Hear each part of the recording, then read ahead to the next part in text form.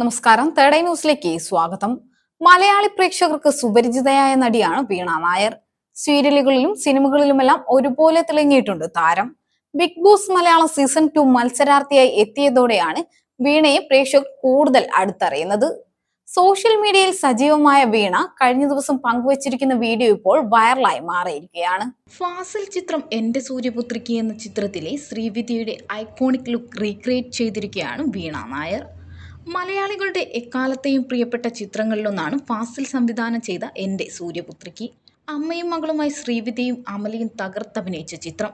പ്രേക്ഷകർക്ക് അത്ര കണ്ട് പരിചയമില്ലാത്ത ഒരു അമ്മ മകൾ ആത്മബന്ധത്തിൻ്റെ കഥയാണ് ചിത്രം പറഞ്ഞത്. അമ്മയെ തേടിയുള്ള ഒരു മകളുടെ യാത്രയും അമ്മ അംഗീകരിക്കാൻ വേണ്ടിയുള്ള മകളുടെ പ്രയത്നങ്ങളൊക്കെയുമായിരുന്നു ചിത്രത്തിൻ്റെ പ്രമേയം.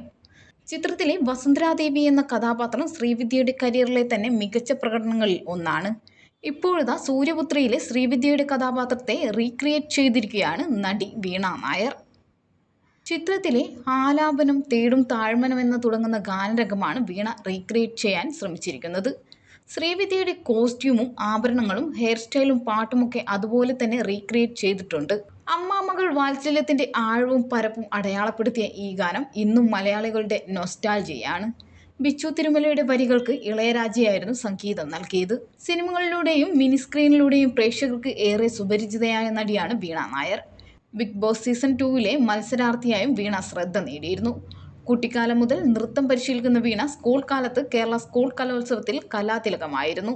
നിരവധി സീരിയലുകളിലൂടെ ജനപ്രീതി നേടിയ വീണ ബിജു ജേക്കബ് സംവിധാനം ചെയ്ത വെള്ളിമൂങ്ങ എന്ന ചിത്രത്തിലൂടെയാണ് സിനിമയിലെത്തുന്നത്.